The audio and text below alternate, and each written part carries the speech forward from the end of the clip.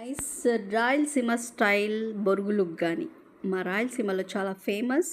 Okay, నా స్టైల్లో కొంచెం డిఫరెంట్గా ట్రై చేశాను. చూడండి, గ్రీన్ చిల్లీస్ అండ్ పుదీనా, కొత్తిమీర, కరివేపాకు ఈ 4 వేసి పేస్ట్ చేసుకున్నాను.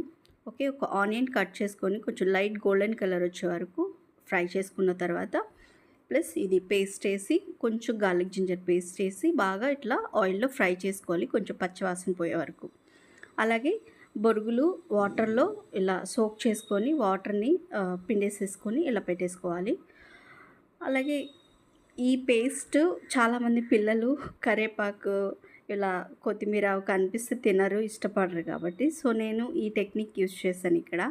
సో చాలా బాగుంటుంది, గ్రీన్గా టేస్ట్ మాత్రం చాలా ఎక్సలెంట్గా ఉంటుంది ఫ్రెండ్స్.